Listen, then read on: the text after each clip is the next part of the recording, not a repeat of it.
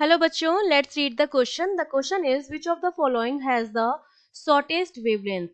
आपको तीन वेव्स दी जा रही हैं और आपको बताना है इसमें से सबसे छोटी वेवलेंथ जो है वो किसकी है. आपको दिए हैं microwaves, ultraviolet rays and X rays. ठीक है, तो हम जानते हैं इस क्वेश्चन को सॉल्व करने के लिए हमारा जो की कॉन्सेप्ट रहेगा वो हमारा क्या रहेगा. अगर मैं ये तीनों किसके पार्ट हैं, ये तीनों पार्ट हैं इलेक्ट्रोमैग्नेटिक स्पेक्ट्रम के. और जब मैं ईएम स्पेक्ट्रम की बात करती हूँ तो ईएम स्पेक्ट्रम में देखिए जो सीरीज होती है, लाइन जो होती है उसमें सबसे पहले आती है आपकी गामा रेज. ठीक है, फिर आपकी आती हैं एक्स रेज, फिर आपकी आती हैं यूवी रेज, फिर आपकी आता है विजुअल पार्ट. ठीक है, जो उसमें आपका क्या होता है, विवग्योर होता है, विवग्योर. ठीक है, फिर आपका आता है इंफ्रारेड, फिर आपकी आती है माइक्रोवेव, और फिर आपकी आती है रेडियो वेव. ठीक है, और लास्ट में आपकी लॉन्ग रेडियो वेव भी आती है, लेकिन यहीं तक रहते हैं. ये 7 वेव जो होती हैं वो ईएम स्पेक्ट्रम का पार्ट होती हैं.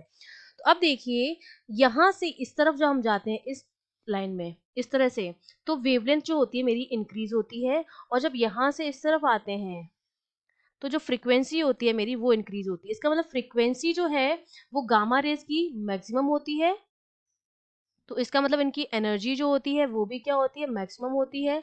और इनका पेनिट्रेशन लेवल भी मैक्सिमम होता है. लेकिन वेवलेंथ जो होती है इनकी सबसे ज्यादा छोटी होती है. अगर लैम्डा की बात करें तो ये इनकी क्या होती है, मिनिमम होती है. तो अब देखिए हमें क्या क्या दिया जा रहा है. हमें एक तो दिया जा रहा है एक्सरे, एक आपको दिया जा रहा है अल्ट्रावायलेट, एक तो एक्सरे दिया है, एक अल्ट्रावायलेट दिया है, और एक आपका माइक्रोवेव दिया है. और हमें पूछी है वेवलेंथ.